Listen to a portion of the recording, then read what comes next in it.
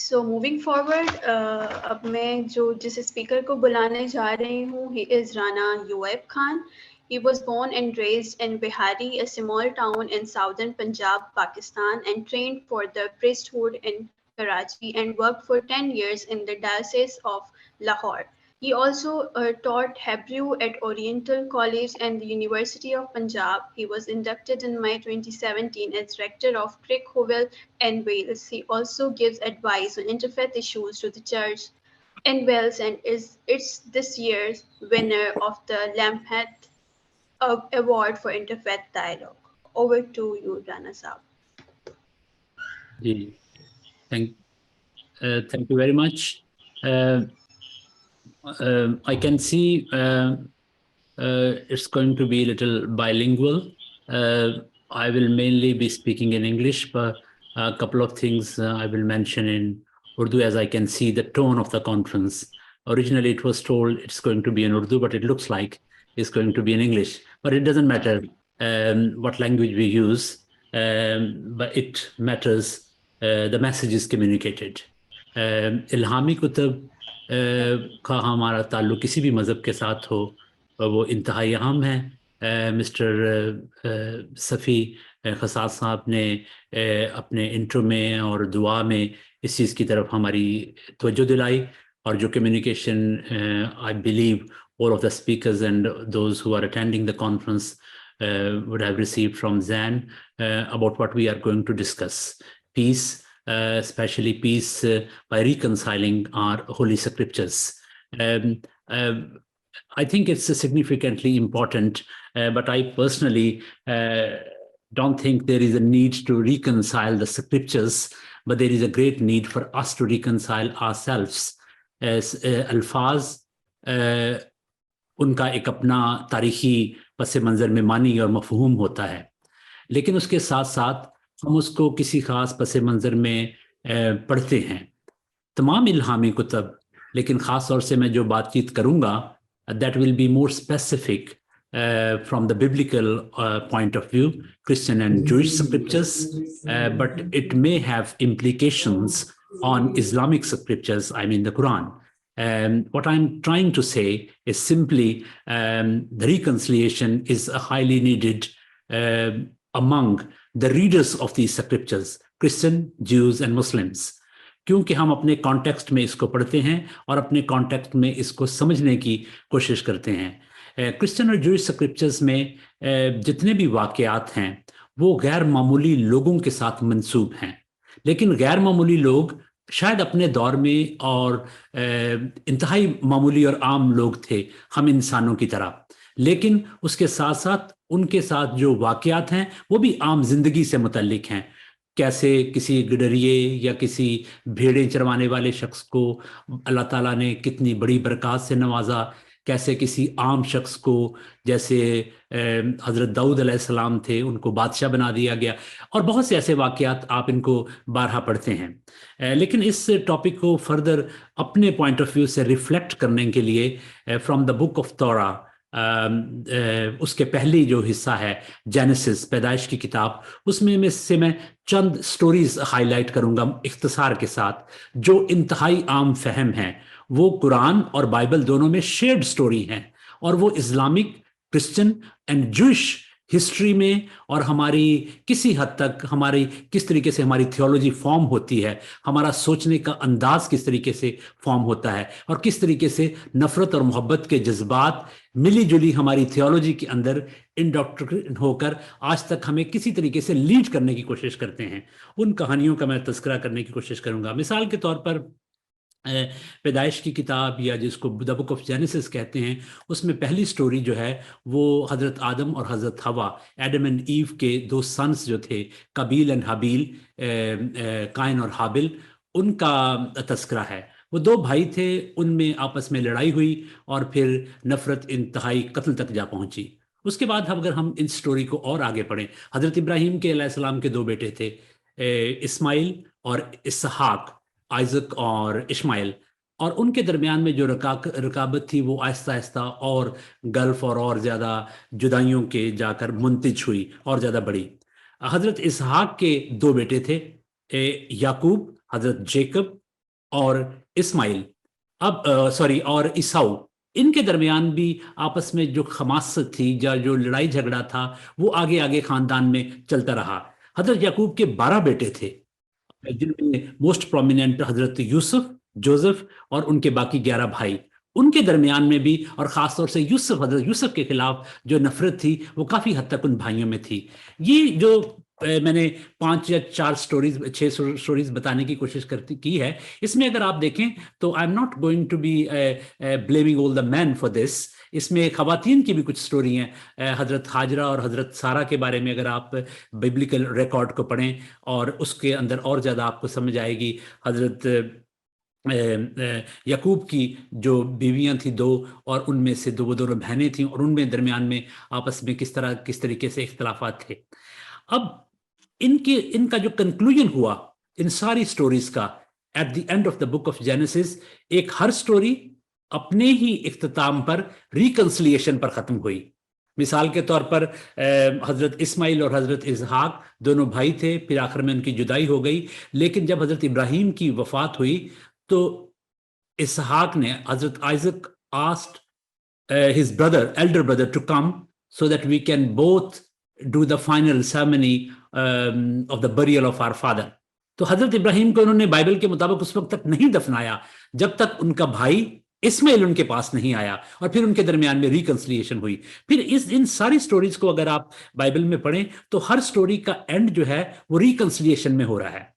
اب یہ عام کہانیاں ہیں، اب بھی بھائیوں کی لڑائیاں ہوتی ہیں، اب بھی خاندانوں میں اس طرح کے جھگڑے ہوتے ہیں، اب بھی اقوام کے درمیان میں ایک قسم کی مخالفت پائی جاتی ہے، لیکن ان سٹوریز کا، ان واقعات کا جو حقیقت میں رونما ہوئے بائبل میں اس لیے مندرج ہوئے، اور اسی طرح دوسری الہامی کتب میں اور خاص طور سے قرآن میں، تاکہ لوگ ان کو پڑھیں اور ان کو پڑھنے کے بعد اپنے معاشرے کو ٹھیک کر سکیں۔ اب جو ریکنسلیشن کی ضرورت کتابوں کے درمیان میں شاید کم ہے، لیکن ریکنسلیشن کی ضرورت ہمارے اپنے ذہنوں میں، اپنی ذات کے اندر، اور پھر اپنی ذات سے باہر نکل کر ان لوگوں کے ساتھ کرنے کی زیادہ ضرورت ہے جن کو ہم کسی ایسے طریقے سے سمجھنے کی کوشش کرتے ہیں۔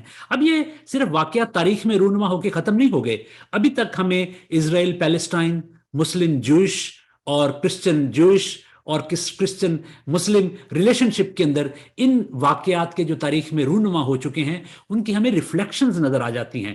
جب تاریخ میں کوئی واقعہ ہوتا ہے تو وہ واقعہ ہو کر پھر ختم نہیں ہو جاتا، تاریخ بار بار آتی رہتی ہے۔ یہ وہ کہانیاں ہیں، یہ جو واقعات ہیں، they happened, they are happening and they will keep on happening۔ یہ اس طرح کے واقعات روز ہمارے گھروں میں، ہمارے معاشروں میں ہوتے ہیں۔ اب اس کا جو مثال کے طور پر کروسیڈز کو اگر آپ لے لیں تو وہ واقعات ہو کر ختم ہو کر چلے نہیں گئے، وہ پھر جب بھی کبھی کوئی واقعہ، خواہ وہ افغانستان میں آ جائے، کہیں دنیا میں کوئی واقعہ ہو جائے، وہ پھر وہ ہسٹری میں سے وہ ڈارک پیچز جو ہیں وہ ایک ریفلیکشن دیتے ہیں ہمارے موجودہ حالات میں، اور پھر ہمارا جو کچھ بھی برجز ہم نے بلڈ کیے ہوتے ہیں وہ ساری کی ساری ان چیزوں کو واپس لے جانے کی کوشش کرتے ہیں۔ اب اگر ہم برصغیر پاک و ہند میں دیکھیں، اور جو کوشش خاص طور سے اقرا کے پلیٹ فارم سے آپ لوگ کر رہے ہیں، یہ کوششیں برصغیر پاک و ہند میں، اس کی تاریخ بہت خوبصورت اور بہت پرانی اور بہت گہری ہے۔ میں بہت پیچھے نہیں جانے والا، لیکن اگر آپ سر سید احمد خان کے دور میں ہی دیکھیں، انہوں نے خود تورات کا، یعنی بائبل کی پہلی 5 کتابوں کا ترجمہ اردو زبان میں کیا، اور انہوں نے عبرانی اور یونانی زبانیں دونوں پڑھی کیمبرج میں، اور خاص طور سے یونانی زبان جو عربی کے کافی قریب تھی ان کو زیادہ آسانی سے سمجھ آئی، تو انہوں نے تورات کا ترجمہ کیا۔ اور پھر یہ آپ دیکھ بھی سکتے ہیں میرے پیچھے، یہ امین حسن اصلاحی صاحب کے تفاسیر کا پورا سیٹ پڑا ہوا ہے، ان کا قرآن کا ترجمہ بھی ہے۔ وہ بھی اسی طرح جیسے زین ابھی کہہ رہے تھے کہ انہوں نے اپنی جو تفاسیر کی، یا جس طریقے سے قرآن کو سمجھنے کی کوشش کی، وہ بائبل کو ایک ہیلپ کے طور پر استعمال کرتے تھے۔ یہ نہیں کہ یہ کوئی ایسی کتاب ہے جو متروک ہو چکی ہے جس سے ہمیں کوئی استفادہ نہیں لینا چاہیے، بلکہ ایک ایسی کتاب ہے جو قرآن کو سمجھنے میں ہماری مدد کر سکتی ہے۔ دیکھیں اللہ تعالیٰ کا جو الہام ہے اس کو سمجھنے کے لیے چاند चांद सितारे हमारी मदद कर सकते हैं, अल्लाह ताला की किताब है उसको समझने के लिए परिंदे हमारी मदद कर सकते हैं, वादियां, दरिया और बहते हुए पानी हमारी मदद कर सकते हैं, आसमान से बरसने वाली बारिश हम पर अपनी अपनी दानिश अल्लाह ताला की बरसा सकती है। तो इसी तरह से दूसरी कुतुब, खा वो तारीखी कुतुब हों, लेकिन ख़ास तौर से इल्हाम का दर्जा इंतहाई मोतबर और मुस्तनिद बन जाता है, क्योंकि वो एक इल्हाम दूसरे को कॉम्प्लीमेंट करता है और दूसरे को कंप्लीट करता है। एक के बगैर दूसरी किताब इनकम्प्लीट होती है। कोई इल्हाम उस वक्त तक कंप्लीट नहीं होता जब तक वो खुदा के कुल्ली इल्हाम को इकट्ठा पढ़कर समझने की कोशिश न की जाए। इसलिए नफरतों को फैलाने के लिए तो बहुत कुछ मवाद दुनिया में मौजूद है, लेकिन नफरतों को समेटने के लिए, ख़त्म करने के लिए, जड़ से उखाड़ने के लिए वहीं से हमें कुछ मिल सकता है जहाँ से मोहब्बत के दरिया निकलते हैं, मोहब्बत के सूते फूटते हैं। और इसके लिए ख़ास तौर से इस कॉन्फ्रेंस का, आप लोगों का मैं इंतहाई शुक्रगुजार हूँ कि ये मौका उर्दू बोलने समझने वाले लोगों को मुहैया किया जा रहा है, ताकि हम कम से कम किसी न किसी तरीके से इन नफ़रतों को कम करने, ख़त्म करने और बिल्कुल जड़ से उखाड़ने में अपना किरदार अदा कर सकें। और एक चीज़ जिसकी तरफ मैं आपकी ख़ास तवज्जो दिलाना चाहता हूँ, कई दफ़ा हम जो कहना चाहते हैं वो नहीं कह पाते, और जो नहीं कहा होता वो समझ जाया जाता है। क्यों? उसकी सिंपल वजह, जो हम कहना चाहते हैं वो तो हमने कहा नहीं होता, जो हमने नहीं कहा जो होता है वो लोग समझ लेते हैं, क्योंकि लोग सुनते ही नहीं हैं।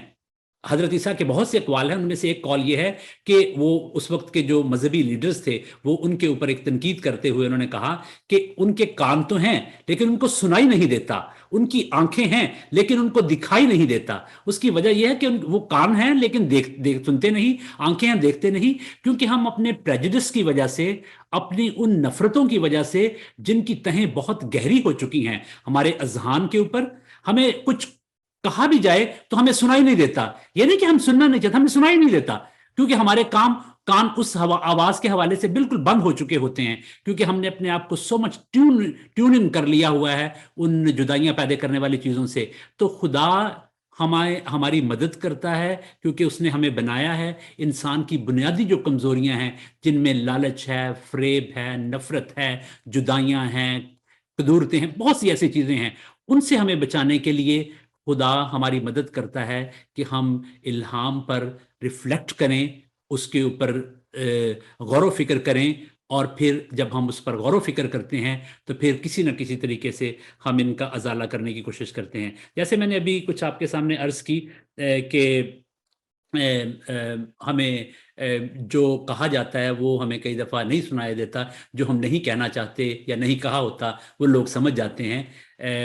इसके साथ साथ मैं एक और चीज़ की तरफ मैंने जो अपने तजुर्बे से सीखा है, इल्हाम को पढ़ने का बेहतरीन तरीकाकार ये है, इसको to a decent level of ignorance के साथ पढ़ें। इल्म ये ना समझे कि मैं आलिम हूं और जानता हूं फिर इसको पढ़ें। अगर आपको इसको इग्नोरेंस के लेवल से पढ़ेंगे कि मुझे नहीं पता और मैं इसको पढ़ रहा हूं, तो फिर हमें ज्यादा कई चीजों का पता चलता है। बहुत से लोग खुशकिस्मती से या बदकिस्मती से इन मजहबी महाफिल में, मैं तो खैर कोई आलिम नहीं हूँ, एक तालिब इल्म हूँ, जो मेरा अपना तजुर्बा है कि वो लोग होते हैं जिनको पता नहीं होता और वो लोगों को बताते हैं कि हमें पता है, और बहुत से लोग ऐसे होते हैं जिन्हें पता होता है और वो दुनिया को यही बताते रह जाते हैं कि हमें पता नहीं। तो इसलिए कोशिश हमें यही करनी चाहिए कि हम इल्हाम को एक्ट करने दें अपने मुआशरे में और अपनी जिंदगी में। अपने कानों को बंद ना करें बल्कि खुला रहने दें और आंखों को देखने का मौका दें। मैं एक आखिर में आपको एक लतीफ़ा सुनाना चाहता हूँ छोटा सा, खास तौर से जो नॉर्थ अमेरिकन लोग हैं, नॉर्थ अमेरिका से जो हैं, वो इसे एंजॉय करेंगे। हो सकता है उन्होंने ये पहले भी सुना हो।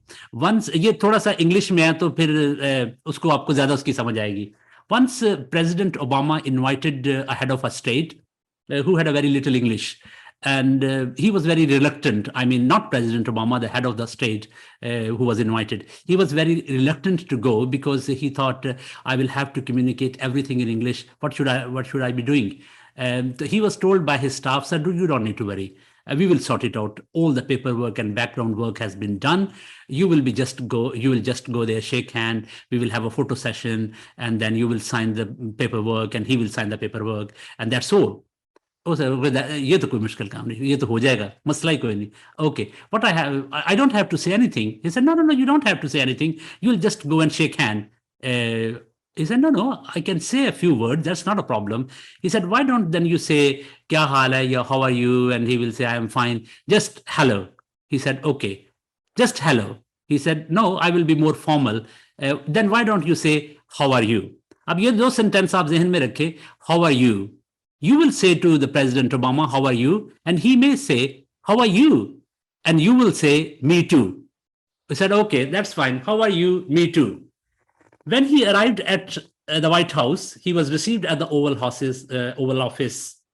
President Obama shook his hand, and now President Obama was waiting for him to start the conversation, because he was supposed to say, according to the notes, President of this country will ask, how are you? And now the time came when this was slip of tongue. Instead of saying, how are you? He said, who are you? When he said, who are you? President Obama, you know, he's very, very, very clever. Instead of saying, I am the President of the United States of America, he said, I am Michelle's husband. And he said, me too. Sometimes people who are in this whole exercise of interfaith dialogue, they don't know about their own religion. Because they don't know about their religion, they don't know about their context, they are more or less a copy and paste kind of thing. That is a big challenge for interfaith dialogue. Through this forum, I would urge all of you to be more confident about your own faith, about your own identity, who you are, what you believe in, and then you will be, I think, those Muslims who are practicing Muslim and good Muslims, they help me to be a better Christian. And I am more helpful for those, my brothers and sisters, either they are Hindus or Jews or Muslims or Sikh, whatever their religion is. I am more helpful for them because I am a practicing Christian. I do what I believe. If you only say what you believe and don't do what you believe, you are going to be very unhelpful, or I can be very unhelpful for the rest of the world. God bless you. God be with you. And I pray that through this conference, we all will be able to enrich our ideas, our beliefs, and our dogmas, and we will be able to be more helpful for our brothers and sisters and rest of the world.